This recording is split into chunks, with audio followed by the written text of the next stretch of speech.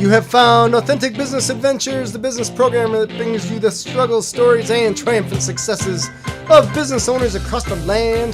Past episodes of the Authentic Business Adventures program can be found on the podcast link at drawincustomers.com. We are coming to you from the Sun Prairie Community Radio Studios, underwritten by Bank of Sun Prairie. My name is James Kademan, entrepreneur, author, speaker, and helpful coach to small business owners across the country.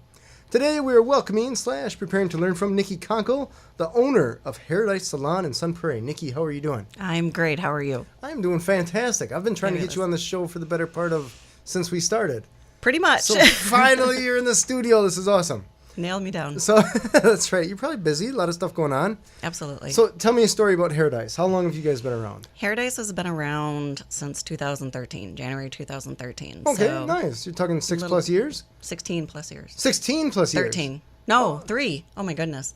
So no. It's been a while. It's been a while. Okay, Yeah. nice. And you moved.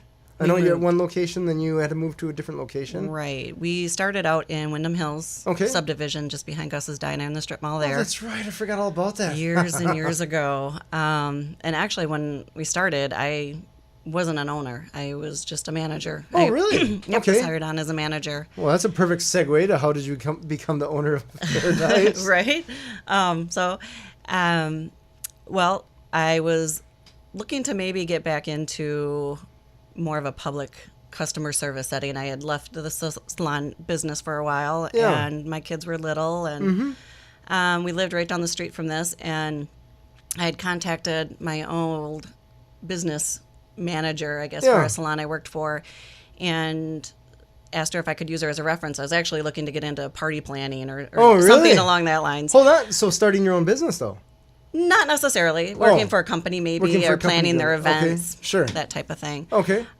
So I had got on with a company to help me look for that, and I was using my old manager as a reference. As a reference, sure. And she said, well, I'm actually opening a salon a block from your house. And I was like, really? She needed a manager. I went home and I talked to my husband, and we felt that it actually was going to be a good move because we lived and I could work and my kids would be in school right across the street. Oh, nice. So it really worked well. So again, it opened in 2003. Let me get the date right. Sure. In January 2003. And about a year after we opened is when I bought in. Oh, and we had actually years ago had made a second business out of it, called Sheer Sports, which was more of a men's themed type situation. Sure. And everything was going well, but a couple years after that, we had opened a small little salon in downtown Madison, and we decided to break away. It was just a lot of work. She was more downtown. I was more in Sun Prairie. Sure. And ended up buying her out about... Of the Sun Prairie one specifically? Out of the Sun Prairie one specifically. And she took over downtown, and I took over Sun Prairie. And was it amicable? Like everything was cool? Very amicable.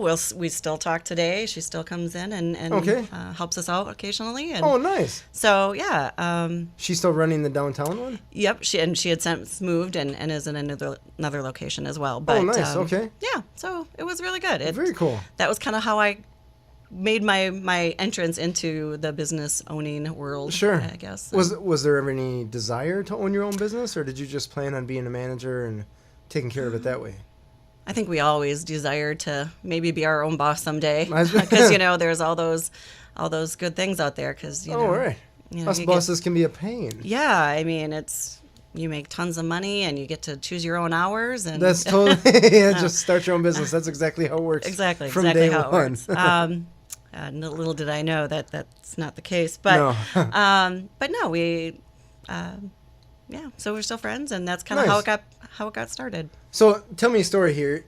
Was it tough to come up with a number to figure out what it would cost to buy her out, or to get the money to buy her out? Oh my goodness, you're asking me questions here from so long ago. Because I imagine she's like, I want gazillions of dollars. Yeah. And you're like, I want to pay you a little less than that. Yeah, I mean, we definitely had multiple meetings on what we felt was fair. Sure. Because in the end, it's a book of business, right? Yeah. It's not like you have semi-trailers or something tangible. Correct. And did take into consideration that she never really necessarily worked in the location. So we definitely took it into consideration that I built it to where it was at that point as a manager. I definitely had some investments into it. Since I had bought in a year into it. Okay. So we kind of did a hairstylist way of figuring out how much something was, and we never do anything by the book. Okay. And I settled on a price. And, Cool. Yeah. Cool. Okay, so everybody's happy. Everybody's happy. Were there any challenges with employees once you became the owner? There's always a little bit of challenges. Or more challenges. I say specifically attributable. Sorry, to that. When we first started as a salon, we started, which is fairly common and more so back then, or more so actually today now even, doing more independent contracting. Okay, sure. You rent out chairs and stuff like that? Right, yeah. Per se, they're working for you under your business name. Sure. But you are, I guess, cutting them a commission check. Sure. And then it's up to them to build their book, their, they were responsible for their taxes. It was kind of a dream. It was super easy for me. When we decided to expand out, a group of girls had come to me after their salon that they had worked for had closed, more unexpectedly than what they were thinking. And they weren't really interested in the independent contracting. One girl was looking at getting her hairstylist license, a cosmetologist license, and so, which would mean I would need to do an apprenticeship. Well, to be an apprenticeship, you need to have them as an employee. And so that's when I really started looking at going from independent contracting to just having employees. Gotcha. And once you make that switch, I imagine that has to be across the board. Yeah. We tried to do a little bit of both for a little while, but it obviously this person, gets annoyed because this person's getting different, I guess, privileges. And it's tough to see who's making money. And right. I decided to make the overall decision to just go strictly employees. I felt as a business owner, it would give me better control over their hours. I guess a little bit more of say of how they were doing things as well, and fair. And that and schedules. So totally fair. So yeah, I would guess maybe a few years into it is when I couldn't give you the exact date. Sure, that's okay. And I will tell you that was a big learning experience for me. Oh, because I imagine some people fell off. They're like, no, I want to be 1099, whatever. Yeah. I don't want to be an employee. Yeah. I think at any business, it definitely is a learning curve as you go. I felt, going into it, I'm like, okay, I did some book work. I did some administrative assistant. I know how to pay bills. I know how to ask people to pay their bill and I guess that's what I thought was all included in it. I was that's like, it. Okay, that's totally it. There's nothing to it. And I get to sit and talk and do hair all day. And, It's magical. But, payroll ended up consuming my life. That was when, you still had to get the little brown books out and look at the tax tables and stuff. Again, you learn as you go, and decided I hired an accountant at that point and outsourced my payroll at that point, and that kind of freed up some things. But some of the learning things that I didn't know about was getting business licensing, sales tax licensing, all that, all the hidden stuff that you don't know about. Kind of a big deal. But so using attorneys and accountants really helped me in the beginning as well. So when you first started, because you were management essentially, your business partner business partner-ish, I guess, was correct, taking care of a lot of that stuff? So it was just out of sight, more or less? Yeah, initially, when I started on as the manager the first year, she definitely took care of all of that. Okay. When I bought in a year in is when I started taking over more of the daily books, paying more of the bills, getting the payroll together and such. But it really was taking me away from what I really love to do, which was being behind the chair and talking with clients and stuff. So sometimes it can be a lot to balance, a lot to juggle, and having young kids at the time too. It was a lot. I feel that even after 16 years in business, I'm still learning Ha, every that's day. awesome. So true. Everything changes all the Sure, time. So sure. That's awesome. So how many employees did you have when you bought this woman out? I guess back then, gosh, I would maybe even have to say like 10 employees. Okay. Oh, so it's a possibly. decent sized business. Yeah, I mean, I've had up to even 13 employees at one time. Oh, wow. As well. So Nice. Okay, that has to be tough to juggle just from a scheduling standpoint, I imagine. And generally in this industry, we have a set schedule, so that wasn't probably the worst part of it. Sure. Did you have 13 chairs then? We did at the old location. We had about, I guess, 9 chairs. Okay. 9 chairs. Okay. So there's a little bit of juggling, but not the end of the world. Yeah, a little bit of juggling. Okay. So, we don't, and that would include receptionists and nail technicians as well. Gotcha. So they didn't always. So not all hairstylists. And correct. Stuff. Okay. Correct. Gotcha. All right. So the business, when you did move, why did you move? Was it you want to be more in Sun Prairie thing, or I guess, yeah. Okay. I won't speculate. You just no, tell me. that's okay. That's okay. Again, we were in a strip mall situation, renting, of course. It was getting to the point where I wasn't happy with the direction the landlord was going with, just the upkeep outside. One of our tenants that were in the building, a neighbor of ours, wasn't really a great neighbor. Gotcha. So there were some things that I was definitely unhappy with being in that location. I just didn't feel like it represented the business that I was trying to put out there very well. So I had started looking for new property, looking at renting. I had looked over in the New Prairie Lakes area when that was all started. That was just a thought, I guess, at that time, right? Which has blown up. It's just a hole in the ground for a target, right? So I started looking around that. I came across the location that I'm in now on Main Street, and it was a real estate office at the time. And we started looking, and as we met and looked over options, I was given the option to rent to own the business. Nice. So yeah, it sparked my interest, and we came up with some numbers, and so I signed a lease. He said that I would have my landlord that I had approximately, I think, 3 years to buy it, or first right of refusal. Sure. So about a year after we were in there, so then when did we move there? So that was 6 years ago. So that would have been. Was it really? Yeah, 6 years ago Time in flies. April. I know. About a year after we had moved in there, I guess the stars aligned, and I was able to purchase the building outright. Very cool. Just, I think you kind of had to ask why I had left there, and just to have more control, show the people what Hairdice is. Sure. So you can get the culture of the business, and people see even the way the building looks inside and outside is totally reflective of the business. Right. So. And that's what I hear a lot about is just, it definitely has the street appeal, the curb appeal, I guess, if you will. And it's a big deal. Yeah. Totally understand. Definitely reflects on who we are, I guess. Sure. Was the build out a challenge at all? It was a little bit. It took us about 6 months, so not horrible. No. But it was, like I said, it was a real estate office. Some had been done previous, but we had to pull out a lot of carpet. Put in tile, a lot of plumbing. Sure. I was just going to ask you about that because you have so many sinks and stuff. That's one thing I see when I'm looking at commercial property.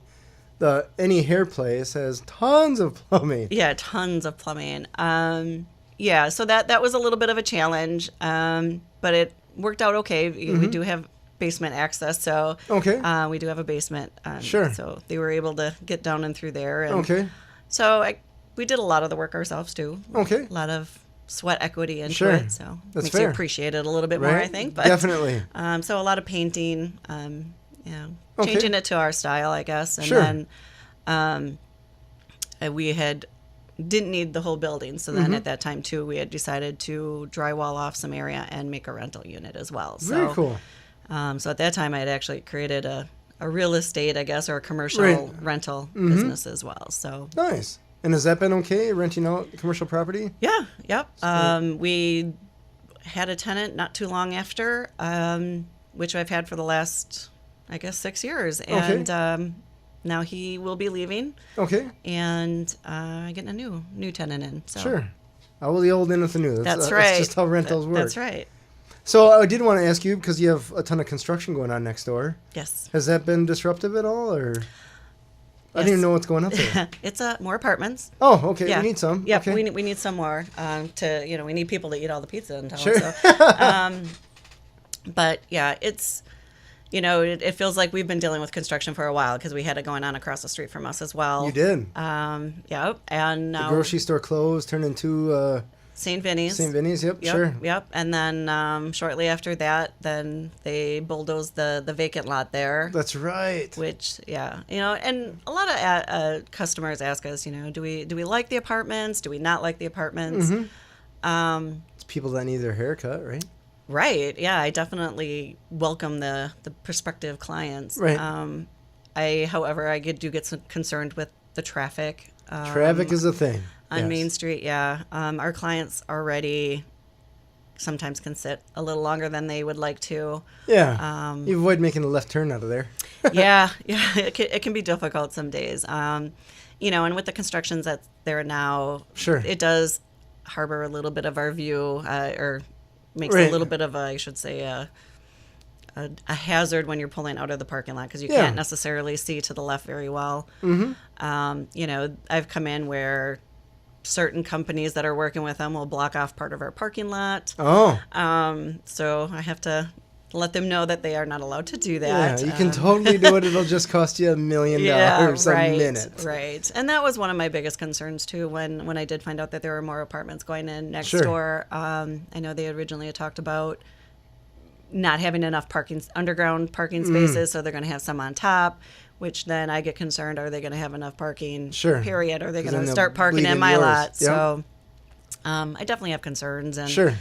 right now, with dust and noise and all of that. But right. Will it be retail on the bottom and then apartments on top, or just no retail in this one? Just a bunch of apartments. Just a bunch of apartments. Interesting. Okay. So, all right. So, it was interesting. The last time I was at your place to get my hair cut, I remember pulling in the parking lot and thinking, they're digging that hole awfully close. Like, there's not much of a gray area there. No, and I mean they are putting a nice board-on-board fence there to separate our two properties. But, okay. They've used every square inch of that property. So, sure, interesting. Yeah. So tell me, you've been in business for a while. What have been some of your biggest challenges? Biggest challenges outside of moving construction. Yeah, the 20 that we just talked about. Yeah, right. I think the biggest, is employees and fair. You go through your trials and tribulations with employees, and in the beginning I took it very personally if somebody left. Oh, sure. I kept trying to tell myself, it's not you. They have to look out for themselves. They right. need to better themselves, and by all means, definitely. But it was kind of a little hard to swallow sometimes, sure. And because in this industry you definitely get close with your coworkers. I mean, my staff is my family, and being fair. a small business, I truly develop feelings as far as caring for them like my family, and now that I'm getting a little older, just 27 or something like that. But, that's right. You don't look a day over 26. Oh, You're thanks. Some of them are actually like daughters I've never had. Sure. Having two boys, raising two boys, it's, I can get a sense of what it's like to have the daughters, but yeah, it can hurt when one leaves and that, and we have definitely seen some come and some go, and we definitely have our core group that has been with me for numerous years. Right. I think the biggest struggle right now, though, in this industry is as an industry, have lost manager licensing in our industry, which has allowed any stylist to go out and rent booths and sure. and that. So you had those stylists that never really wanted to go for their manager's license because it's work. And so we had that benefit that they would stay with us. But since we lost that, I think just the small business, the small salon industry is definitely taking a hit. So is that a Wisconsin thing, or is that... Right now it's a Wisconsin thing. Okay, so just clarify that for people at home or like me that have no idea what you're talking about. What could I be talking about? Okay, so with the cosmetology license, you get out of school, you go for your license. Sure. That allows you to go work in a salon. Okay. In the state of Wisconsin. In the state of Wisconsin, correct. To be able to manage a salon, to rent a booth, to even to be an independent contractor, you would need a manager's license. Okay. Which you could take a external test at any given point, or you could have, I believe it's 2,000 hours behind the chair. Okay. You also would a fair amount of time. Yeah, okay. it was a good 2-year process for being behind the chair, and then having to take a test, similar to your practitioner's license that you would get. Sure. It would just be your practical. You wouldn't have another hands-on. Okay. So it was nice. You knew that the person that was running that salon or is behind that chair understood the laws and regulations that the state of Wisconsin set forth. So to ensure that the people that are coming in, your clients, are safe. Okay. From a cleanliness point of view? Cleanliness, chemical reason. We work with a lot of different chemicals. What a lot of, I guess, consumers don't understand that there could be chemical reactions. So, those are things that we need to learn about. So I guess having a manager's license would ensure that you understood those. Sure. You have the experience and you understand. Yeah, okay. Exactly. Because when you get out of school, you know how to cut some hair, but you don't really know some of the things that, someone who I have been in the business for almost 27 years would know. Right. I've seen certain things. I've seen how bleach can react with, a certain kind of dye. Sure. You can definitely do scalp burns. And so I guess that's kind of where we're at right now as an industry is, small businesses really struggling to keep employees as stylists in the salon. So because the stylists will try to go off on their own? Correct. Okay. And, they think it's because, the salon industry is a commission-based industry. Sure. And so they think, okay, well, if you're paying $50 for a haircut, I'm getting all of that. Oh, gotcha. All of it. All of it. I have no expenses. We'll just say for all intents and purposes that, they get 50% commission. So, they get $25. Well, they think that $25 that I have is just free, clean, free in my pocket. Oh, yeah. No expenses at all. None at all. So it is misconceiving as well as, there's a lot that goes on behind a lot of costs that go on behind the scenes. That a ton. That a lot. And again, like, retail, you talk about retail, and that's a big portion of our industry. And you're putting a lot of money into your hair. You want to take care of it. So a lot of booth renters don't retail their products either. So it's kind of I think I've heard through the grapevine that there might be some that had tried the booth rentals that might be coming back to the salons because it's not as easy as it looks. And so it seemed expensive.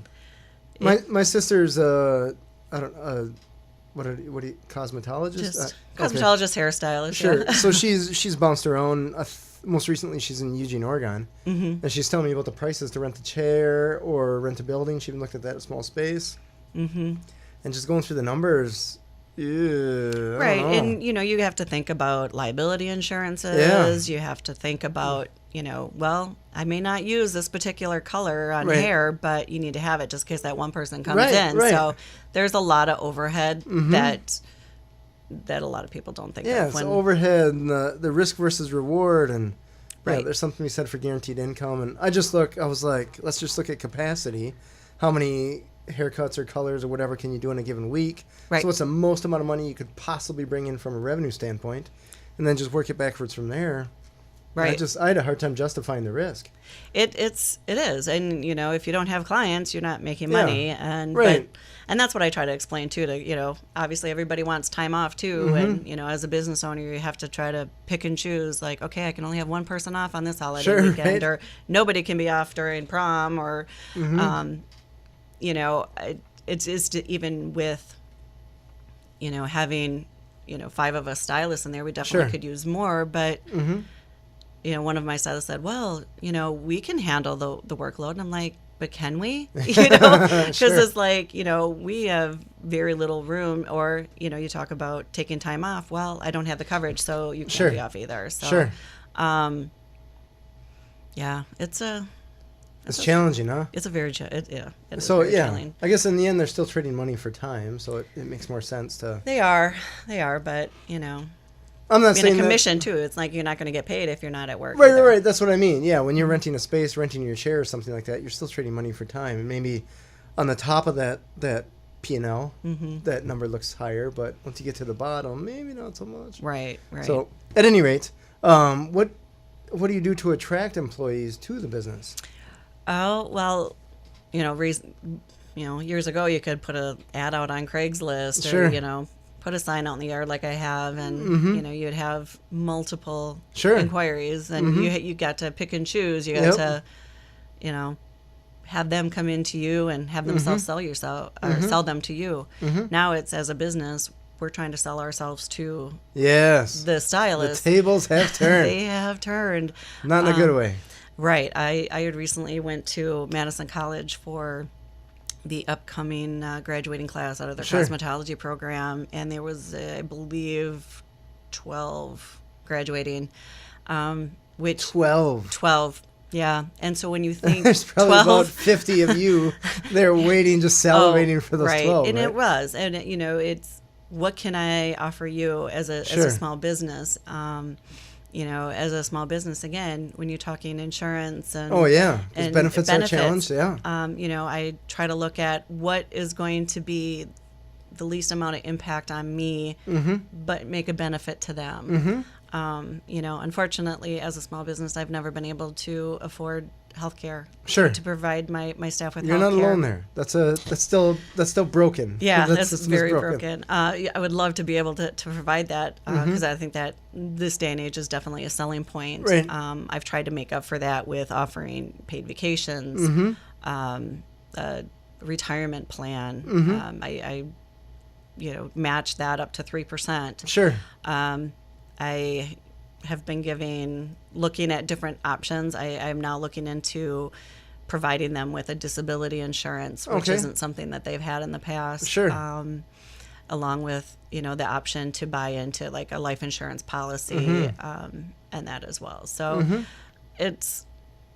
I think it's hopefully going to be as little impact on me, Sure. but be more beneficial to them. Right. That's fair. So 12. That's crazy. 12, yeah. So- And you think of, there's, 12 pie salons just on Main Street here in Sun Prairie. Right. And that's just, you're talking for Madison area and surrounding communities. Yeah, it's And interesting. then some. It's interesting because just about everyone that's sitting in the chair that you're sitting in has that same problem, right? The unemployment rate is so low that the people that you're getting applying are kind of bottom of the barrel people, right? Oh, yeah, they'll come in and look at their phones as they're, I'm asking them questions and they're looking at their phone. Oh, for the Am I interview? keeping you for something? Right, yeah. So. You got something else going on? Yeah. So it's an interesting conundrum because then I think, okay, you got apartment buildings going up next to your place, which means that essentially the city of Sun Prairie is growing. Madison area in general is growing. Population universally doesn't seem to be going down. No. So, and you look at something like restaurants or haircut, people are going to need their haircuts, all these new people. Right. So those new people are going to need people to cut their hair. And if you can't find people to do these services, because insert issue here, right? Unemployment's so low. Right. Whatever is going on that's causing that. It seems like it's a huge challenge just across the board from a service industry. It is. Not to, I think the other challenge too, especially with, these young people coming out of school and whether it's a cosmetology program or any, Sure. I guess business program Right. for that matter. The generations coming out, their work Ethic is a little different than what I'm used to. Right. You have to have them show up. Right. Show up on time. They actually have to work when they're there. Right. You're picky. I know. And that's definitely a challenge too. Sure. Especially with young people coming in. I think that as a mother of two boys in this new era coming up, I can contest to that too. You know, I think I hold their hand a little too long, Sure. or you know, you don't want them to fail, so you try to give them everything, and as long as you can, I guess, and Right. you're not encouraging them to get out and stand on their own 2 feet. No, So- that's fair. That's fair. You know, interesting side story here. My kid fell out of a tree last night. Oh my goodness, I hope he's So, okay. yeah, he's fine. We took him to the urgent care thing, and nothing's broken or anything, so he just Good. tweaked his wrist, right? Yeah. But I'm like, as long as you learn something from that, it's probably good that you fell out of the tree.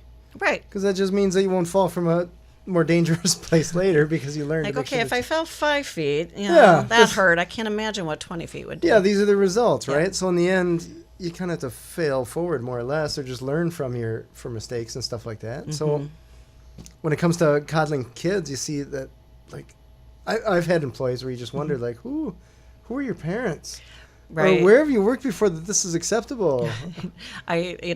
Just, kind of, I guess, a good, I don't know what's the word I'm looking for, but example. Sure. I had a young girl come into me, and this was for a receptionist position. And, Okay. Our receptionists are an important part of our Sure. day. They allow us so that we can focus our time Right. on our clients and Yep. not have to go away and answer Right. phones or, wash towels, Sure. do anything like that. Sure. So the first face, the greeter of the company. Right, offer a beverage, that kind of thing. And I had this young girl tell me that she didn't think it was going to work because she didn't realize she was going to have to work so hard. It was like, wow, okay. What is the well, job that you were aiming for? Exactly. I'm like, I didn't think it was that hard, but, Sure. it's just, so, Saying hi to people was this challenge. yeah, it just, I don't know. I guess that's just the mentality that's out there right now is like, all right, I want to work for as much money as I possibly can, doing the least amount of possible. Sure. That's And a challenge. that'll get me anything I want in Yep. for the rest of my life, right? So that's a really big challenge, and I'm sure it's with any industry, but Sure. Interesting. Yeah, I totally see it on my end as well. You see people that when you show them what's part of the job with calls on call specifically, and answering phones and all that jazz, they're just like, oh. right. Like, Right. Yeah, you actually have to work. And I wouldn't call it, I don't want to dare say that it's not hard work, because it's probably hard work to a point. But it's not like you're digging ditches or something like that, right? No, I mean, it's definitely a physical. I mean, whether you're talking about stylist or receptionist, I mean, it can, I've filled in for the receptionist, and you are moving, Sure. but, it's not, It's not the end of the world. no. We've it's all had worse doing jobs. a load of laundry, cleaning a toilet, but with being a hairstylist, though, it definitely is a very physical demanding job. And, No, I remember my sister had her wrist was tweaked. oh, it's a lot of things get tweaked. when Yeah, you- sure. And I suppose you're standing all day, and yeah. Right. I mean, it's nothing for us to work a 12-hour day. And, Oh, wow. We put long hours Sure. in. And, Having conversations with all the people that you're doing their hair. I got to hear the same story. yeah. Huh? So physically and emotionally draining. Let's go Sure. there. But, no, The cheapest therapist they'll ever have, right? It is a wonderful, wonderful industry, but Sure. yeah. So I get the impression that you were doing hair for quite a while before you owned this business. Is that correct? Or Yep. I worked in a salon. I guess it would have been about 27 years ago when I graduated from Wow, cosmetology okay. school. Yeah. so I know. you've been doing this that entire time, or more or less that entire time? More Because or you're still less. cutting hair now. Or I say am. cutting hair. I just Yeah. hair No, I stuff totally get universally. it. Yep. No, it's. I don't know what you guys do. It's magic behind the chair for some people. It's okay. Yeah, I did get out of the salon, working in the salon for about 6 years. Okay. Did it part-time Sure. on the side. Yeah. But So it's just a love of it, or I do love it. It Okay. just, I think for me, it's a matter of making somebody feel good about themselves. Sure. Okay. You kind of see that when somebody comes in, they're feeling, oh my God, I didn't do my hair. Or, it's like, no need, I'll do Sure. it for you. But, when they leave, they hold themselves up a little higher. Sure. They, almost have a bounce in their step. And, Ah. they feel good. And, Sure. and that's why. And, you get some clients too that come in and they just have had a horrible day. And, Sure. with us doing our magic, Right. we're able to hopefully lift them up a little bit, or we're that one person that has actually had the time to listen to them Sure, today. sure.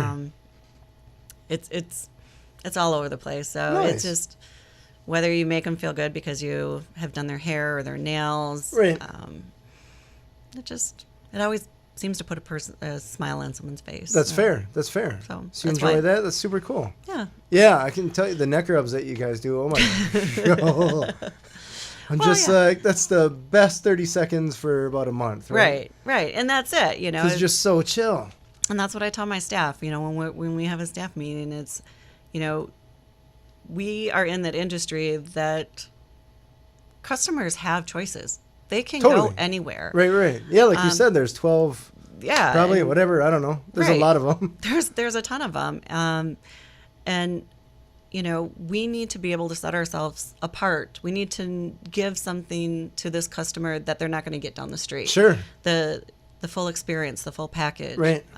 You know, that's why we use quality products. That's why we are always striving to see what's better and upcoming in the industry, and what's going to be good for your hair. And Sure. so knowing that, you know, my personal, like, I will personally vouch that if we are selling a product in the salon or we're endorsing it, we've put our time and our education behind it, and knowing that it's the best possible thing that we can give you right now. Nice. Yeah. So is that, I don't know how the salon industry changes. So is it tough to keep up with all that, or is that?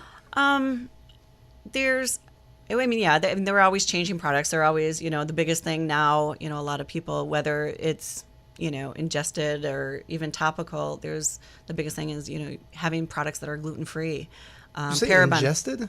Well, you know, like if people have a gluten intolerance. Oh, gotcha. Or some people have a topical intolerance Sure. too. So we need to make sure that, you know, you're providing products that can offer that to clients. Okay. You know, there's a lot of sulfates in some products, which are very harsh on the hair. And again, we had mentioned before about, you know, your hair is an investment. You're putting a lot of money, especially if, you know, people are doing all these specialty colors and whatnot.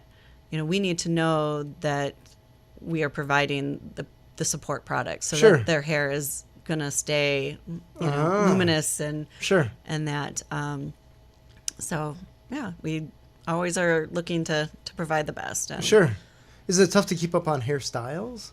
Because those seem to be changing all the time. They do. And I imagine there's an art to a lot of that I'm completely oblivious to. Yeah, and that's another thing with this industry is continuing education is so big. And you know, as a salon, I require that out of my stylist because, you know, again, I mentioned I've been doing this 27 years and I have never stopped learning, whether it's on the business end or on the style end. Not a whole lot of mullets anymore or anything. Yeah, we don't see that too often. You get one in occasionally. But, I'm just trying to think. 27 years ago, what was the hair 27 years ago? Oh yeah, it's wonderful to be part of that era. You know, big bangs, a lot of big hairspray, hair. the rat trap. Oh, sure, yep. But it's a wonderful industry that is continuously changing. But I totally lost my train. It's good. So what is your favorite part about owning this business? I think the favorite part is to be able to create something that is your own personal vision. Sure. You know, I when I wasn't necessarily out to have a salon, you know, once I knew it was going in that direction and that, I always said that I wanted to have a salon that people feel like it is their home. You know, like it's their second home. You know, a lot of them spend more time there than they do at home. Wow. So, you know, that is crazy. I know, especially during the holiday season. Wow. But you want to make sure that they know they're welcome. Okay. You know, whether it's the staff or clients. Sure. I want them to be comfortable. And I've worked for salons that have been very catty and, you know, even, I mean, I've always been wanting to be a hairstylist. So even before I was even a hairstylist, I was a receptionist at a very large salon in the Madison area. I won't mention names or anything, but I said I just remember being in the storeroom and it was right next to the break room and there was probably six stylists in there and I think they talked about 10 different ones. And, you know, I just said, God, if I ever have a salon, I would never want one like that. Sure. And, And that's why I think, when we are looking for employees and we're looking to expand our family, they have to fit. They have to. Or it's a huge culture. Yeah. Yeah. That's a big deal. I definitely look into that as well as, we're bringing you as part of our family. And, right. The assumption is they know what they're doing from a hair point of view, but then you have to make sure that they fit with the personality of the business and that your clients will like it and all that. So, yeah, it's a huge deal. It's nice, though, that when clients walk into that they just have that feeling that they're welcome to, again, they have choices, and there's salons that you can look like you have to wear a black tie to, or, Oh, sure. there's ones that you could probably go in your pajamas, but, we definitely want to let people know we don't care of your background. We don't care where you came from, what you wear. We don't care if you're just coming from work and you smell like food or grease or whatever. Come as you are. We're going to take care of you regardless. Nice. And that's, I guess my biggest joy out of owning is knowing that I can provide that to people. Sure. That's fair. So if you were to do it all over again, would you do it the same, or what would you do differently? That's a good question. That depends on the day. Some certain days you're like, no. Yeah. Some days I wonder why. Like, why did I do this? Someday it's gonna all pay off. My husband's still saying, I'm waiting for that day. But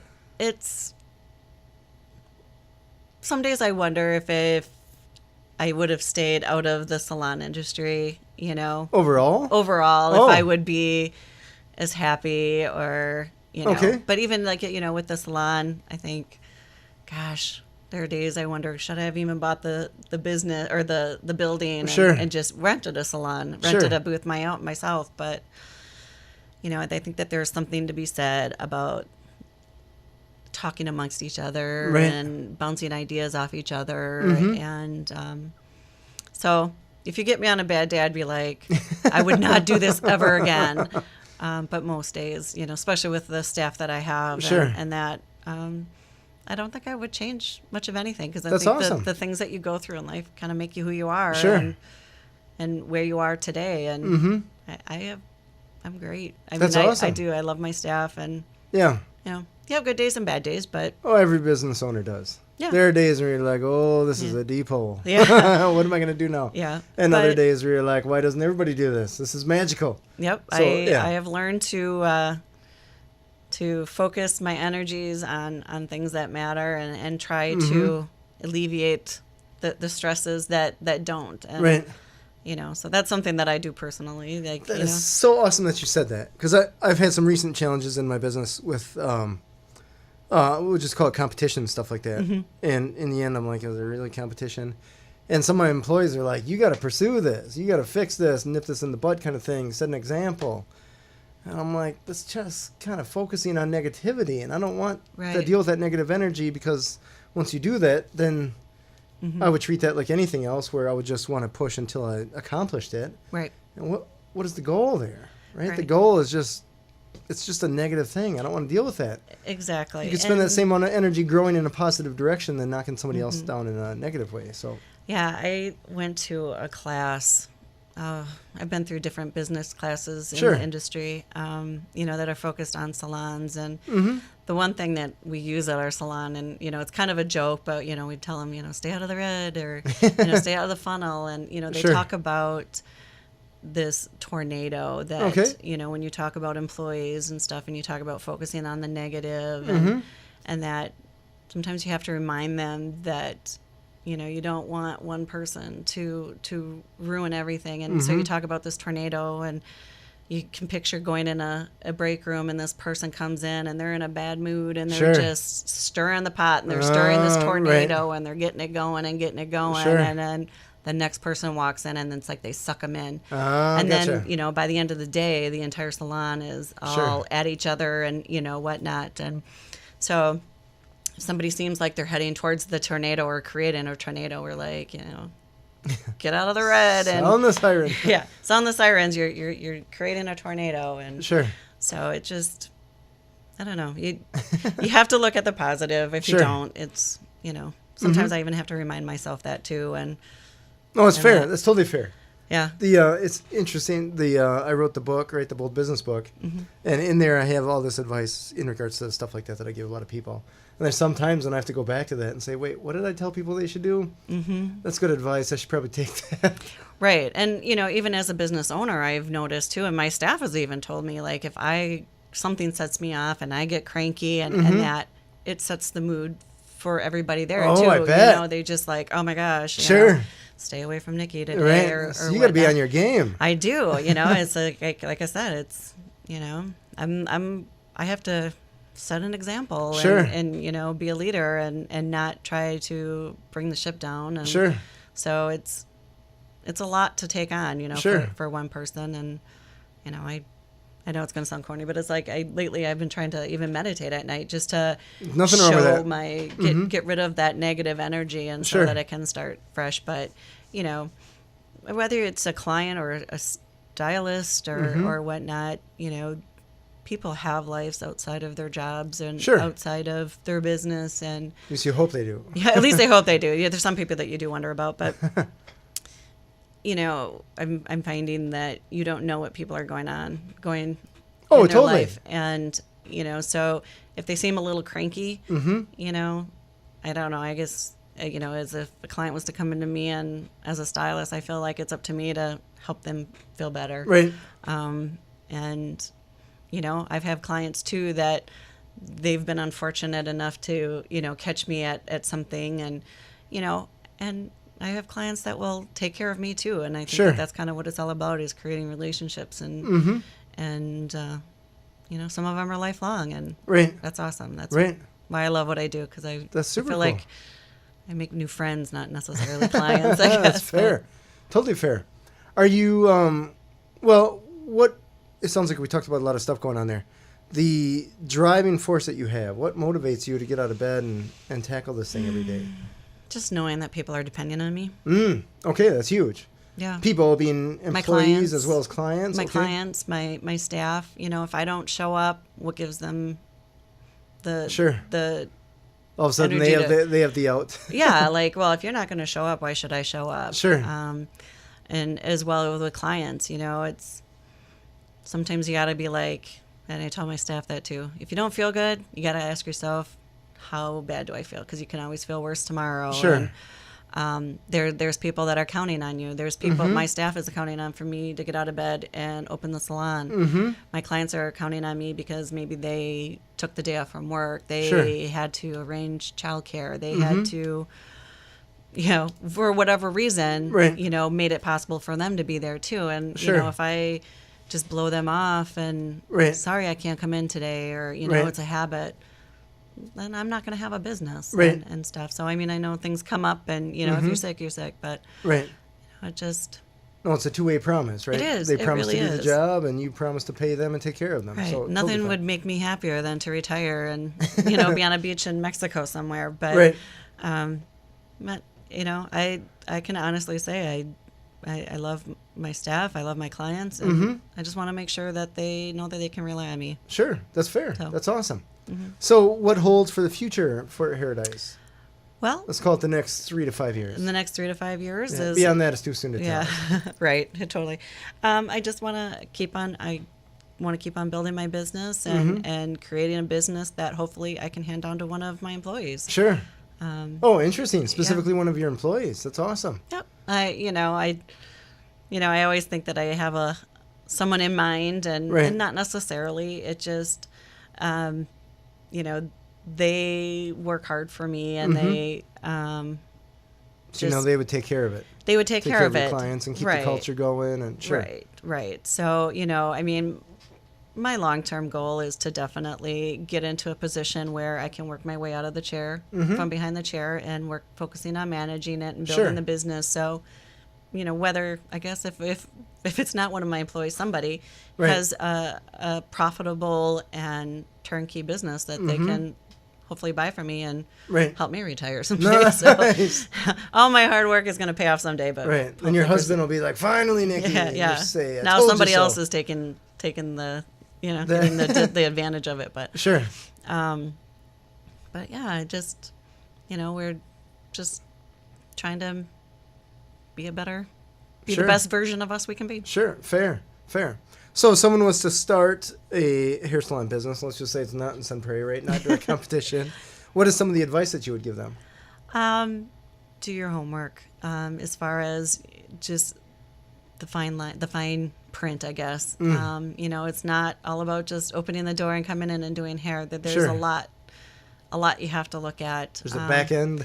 There's a back end, and just be educated on, what benefits that you can offer. And, unfortunately and fortunately at the same time, I've had staff that has watched me grow and are still watching me grow. And unfortunately, I've had staff that have jumped ship and, because they didn't like the changes that I was making. Oh, gotcha. Okay.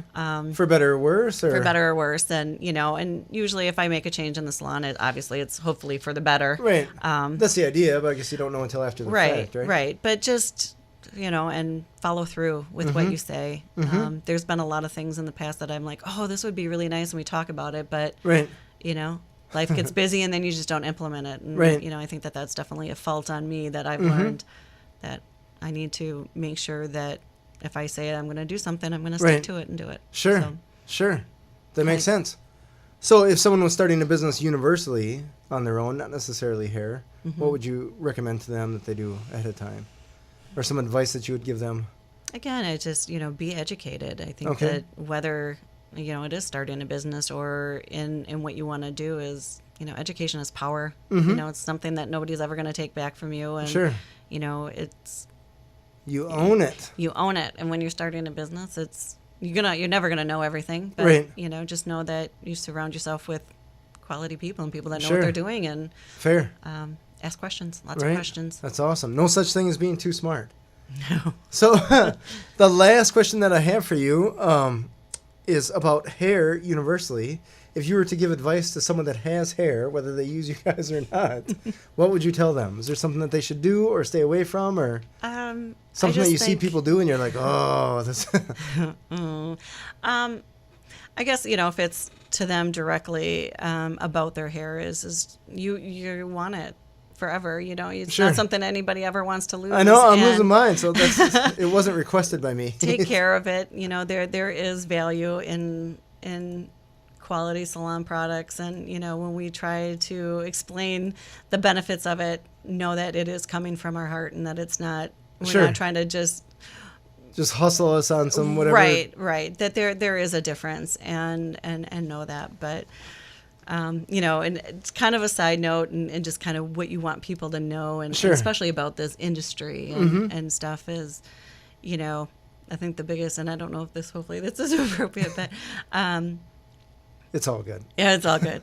I think it's just a misconception of, people are like, why do you charge so much? Or why is a color so expensive? And, it's kind of like, well, you're paying for my education that I have put behind here to ensure that you're going to get what you want. It doesn't cost so much. You're getting a lot of value. You're getting value. You're getting quality. You're getting, that I have put my time and my resources behind everything I'm doing so that I can provide you and have your hair look amazing when you walk out the door.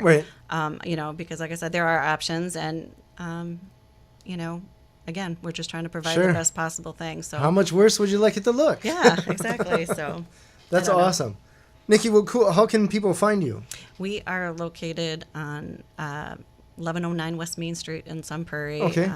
Just look for the bulldozers, right? Look for the bulldozers. Yeah, we're right across kitty corner from St. Benny's. Okay. And our phone number is 608-837-0133, or we do online booking as well. Nice. Through our website at www.hairdysalon.com. Hairdysalon.com. Awesome. Niki, this has been a blast. Yeah, it's been good. This has been fun. We learned a ton from Niki. This has been Authentic Business Adventures, the business program that brings you the struggles, stories, and triumphant successes of business owners across the land, coming to you from the Sun Prairie Community Studios, underwritten by Bank of Sun Prairie. My name is James Kademan, and Authentic Business Adventures is brought to you by Calls on Call, offering call answering and receptionist services for small businesses across the country on the web at callsoncall.com, as well as Draw In Customers Business Coaching, offering business coaching services for entrepreneurs in all stages of their business. on the web at drawincustomers.com, and of course, the Bold Business Book, a book for the entrepreneur in all of us, available on Amazon and wherever fine books are sold. We'd like to thank you, our wonderful listeners, as well as our guest, Niki Conkle, owner of Hair Salon in Sun Prairie. Niki, thanks for stopping by. Thanks for having me. This has been great. Find us airing on 103.5 Wednesdays at 1 p.m., Sundays at 2 p.m., as well as at sunprairiemediacenter.com. Past episodes can be found morning, noon, and night at the podcast link, found at drawincustomers.com.